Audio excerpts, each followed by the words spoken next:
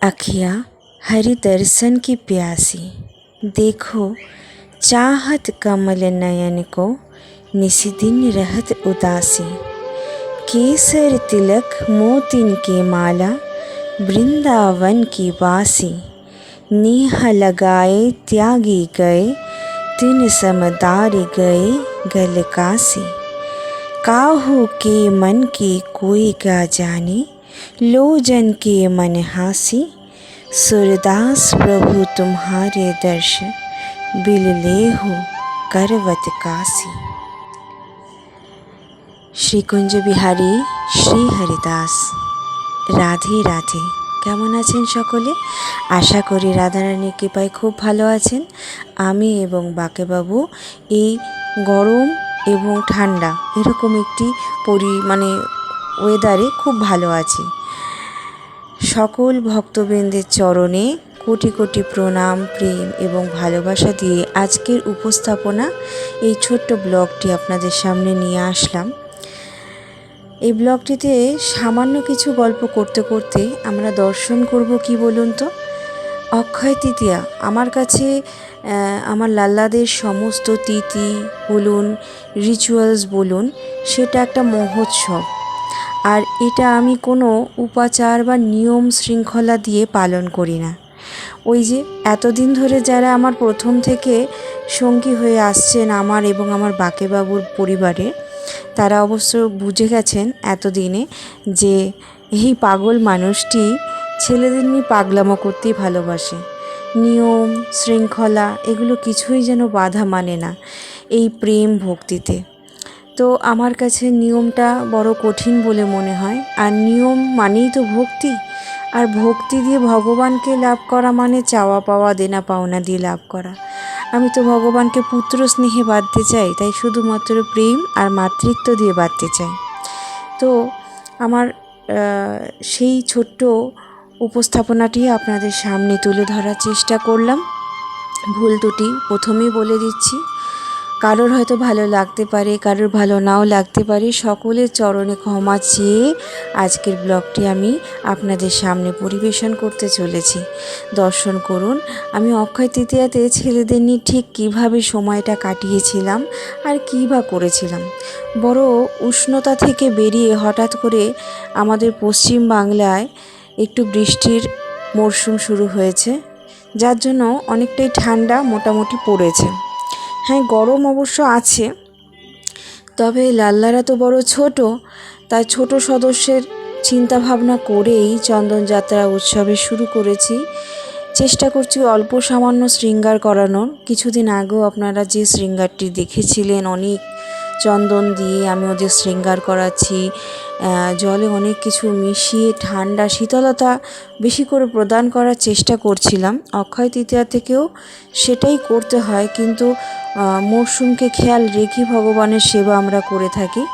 তো লাল্লার সেবা তো আরও বেশি ভালোভাবে করা উচিত, কারণ সে তো ছোট কোমল, তার সর্দি কাশি জ্বর নানান কিছু লেগে যেতে পারে।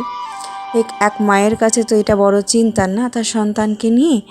তাই আমি খুব সামান্য কিছু সেবাই তাদের সামনে পরিবেশন করছি।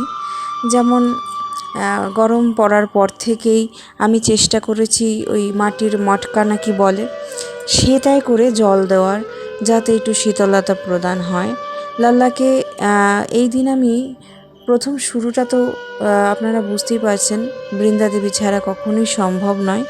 লাল্লার সেবাই বলুন, ভগবানের সেবাই বলুন, একটা কৃষ্ণ ভক্ত বলুন বা কৃষ্ণ সেবক দাসী যাই বলতে পারেন, তার কাছে প্রথম শুরুটাই হয় সকালের বৃন্দা দেবীর শ্রীচরণ দিয়ে। তো বৃন্দা দেবীর সেবা করে এসে আমি লাল্লাদের প্রথমেই ঘুম থেকে তুলি। এটা আমার প্রতিদিনেরই নিয়ম বলতে পারেন। সূর্য প্রণাম, তারপরে আমার একটি ছোট্ট কলা গাছ আছে, তাকে আমি বৃহস্পতি দেবতা মানে ভগবান হিসেবে সেবা করি। তাকে জল প্রদান, বৃন্দা দেবীকে জল ফুল প্রদান, পরিক্রমা যতটা সম্ভব আমার দ্বারা ততটুকু করে আমি প্রতিদিনের মতনই এই দিনও আমি লাল্লার কাছে পৌঁছে যাই এবং তাদের আমি আগে সবার প্রথমে ঘুম থেকে তোলানো, একটু ঠান্ডা ঠান্ডা শীতল জল তাদেরকে প্রদান করা, সেটাই তো করছি। প্রতিদিনের নিয়মেই যা হয় তাই চলতে থাকে। প্রতিদিনে যা স্পেশালিটি থাকে, প্রতিদিনই আমার কাছে লাল্লার সেবাটা খুবই গুরুত্বপূর্ণ, খুবই স্পেশাল। সেই স্পেশালিটি থেকেই আমি ওদের সেবাটুকু করার চেষ্টা করছি। তো আপনারা দর্শন করুন। আর ওই যে বললাম, ওয়েদার অনেকটাই তারতম্য দেখা দিচ্ছে, তার জন্য লাল্লাকে অতিরিক্ত ঠান্ডা জাতীয় জিনিস থেকে আমি একটু দূরে রাখার চেষ্টা করছি। এই দিনকে ছাতুর লাড্ডু অনেকে দেন, আমি ছাতুর লাড্ডু দিই না, তবে ছাতুই পরিবেশন করি। এমনিও গরম পড়লে আমি পুরো গরমটাতেই ছাতু তাকে একবার দুবার ভোগে দিয়ে থাকি। এবং চন্দনের লাড্ডু অনেকে দেন, তবে আমি যথাসাধ্য যতটুকুনি জোগাড় করতে পারি তার মধ্যে সম্ভব হয়ে ওঠে না হয়তো অনেক বড় লাড্ডু দেওয়ার, তবে আমি চন্দন শৃঙ্গারটুকু করার চেষ্টা করি। সকলকেই চন্দন অর্পণ করি। শীতলতা প্রদান করার মতো অনেক কিছুই আছে, সেগুলো দিয়েও সেবা দিই। তবে ওই বললাম, মরশুমের দিকটা একটু খেয়াল রাখতেই হয় লাল্লার বিষয়। তো এইভাবেই সাধারণভাবে আমি আমার অক্ষয় তৃতীয়া এবছর পালন করেছি, যা আপনাদের সামনে তুলে ধরার চেষ্টা করছি। আপনারা হয়তো অনেক সুন্দরভাবে লাল্লাদের সেবা করেছেন। কে কীরকমভাবে করেছেন সেটা চেষ্টা করলে একটু কমেন্টের মাধ্যমে আমাকে জানাবেন। আর আমার লাল্লারা তো ঘুম থেকে উঠতে অনেক নাটখাট, অনেকটাই দেরি করে ফেলে। তারপরে তাদের সেবা দিতে দিতে যে কত ঘন্টা সময় লেগে যায় তার কোনো ঠিক নেই। ঘুম থেকে তুলে তাদেরকে প্রথমে আমি একটু জল খাওয়ানোর চেষ্টা করি। সারাটা রাত তারা কতটা কি খেয়েছে, অবশ্যই জল পাশে থাকে, মিশ্রি রেখে দিই, কখনো আরও কিছু যদি ব্যবস্থা করতে পারি সেগুলোও রেখে দিই।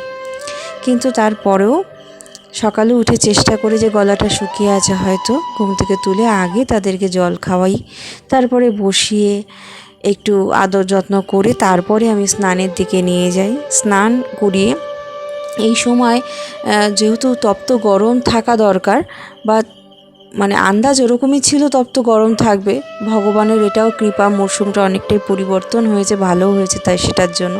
কারণ আর গরম সহ্য করা যাচ্ছিল না, আর আমার ছোটো সোনারা তো একেবারেই নিতে পারছিল না। তো এই সময় ল্যাঙ্গট পরিয়ে বা ছোট্ট ছোট্ট ন্যাপি যেটাকে বলেন সেটা পরিয়ে ভগবানের শৃঙ্গার হয় বা লালার শৃঙ্গার হয়। তো আমি পুরোপুরি ছোট ল্যাঙ্গট পরাইনি, যেহেতু একটু ঠান্ডা ওয়েদার, তাই আমি চেষ্টা করেছি ওদের যে গেঞ্জি জাতীয় যে আমি ল্যাঙ্গটটা বানিয়ে দিই একেবারে, ওটা পরি, তার উপরে আবার একটা হালকা করে স্কার্ট বলুন বা ঘাগরা বলুন পরিয়ে দিয়েছিলাম। তো আমি এইভাবেই ওদের একটু যাতে ঠান্ডা থেকেও বাঁচে, কারণ ঠান্ডা হাওয়া দিচ্ছিল ওই মুহূর্তে, তো ঠান্ডা থেকে বাঁচানোর জন্যও চেষ্টা করেছি, আবার শীতলতা প্রদান করারও চেষ্টা করেছি। অক্ষয় তৃতীয়ার সামান্য উৎসবটুকু পালন করার চেষ্টা করেছি। তো এইভাবে বাগানের ফুল যতটুকু সেবা করা যায় আর কি, সেইভাবে। আশা করি আপনাদের সকলের খুব খুব ভালো লাগছে দর্শন করে। আমার এই সামান্য উপস্থাপনাটুকু হয়তো ভালো লাগছে। ভালো লাগলে অবশ্যই লাইক, শেয়ার, কমেন্ট অবশ্যই করবেন। আর কমেন্টে যদি আপনাদের হৃদয়কে এতটুকু স্পর্শ করে থাকে, আমার লাল্লা যদি আর এই অধম যদি আপনাদের হৃদয় এতটুকু জায়গা করে থাকতে পারি, অবশ্যই আপনারা কমেন্টে প্রত্যেকেই রাধে রাধে লিখে আমাকে একটুখানি আর আমার লাল্লাকে একটুখানি সান্ত্বনা দেবেন। আর অবশ্যই যারা নতুন সদস্য তাদের কাছে করজোড়ে অনুরোধ, আপনারা যদি একটু সাবস্ক্রাইবটা করে দেন তাহলে পরে আমি আরও উৎসাহিত হব, আমার লাল্লা আরও উৎসাহিত হবে। আর এই যে ভক্তি আন্দোলনটি চলছে আমাদের, প্রত্যেকটি ভক্তরাই তো কিছু না কিছু করছি আমরা, যে প্রতিটি ব্লগ যখন আমি ভক্তদের দেখি, সত্যি কথা বলতে কি এখানে একটি ভক্তি আন্দোলন, যেভাবে গুরু মহারাজরা, মাতাজিরা যুগ যুগ ধরে ভক্তিকে এগিয়ে নিয়ে যাওয়ার চেষ্টা করেছে, মানুষের কাছে পৌঁছে দেওয়ার চেষ্টা করেছে, ভক্তদের সেবা করার চেষ্টা করেছে।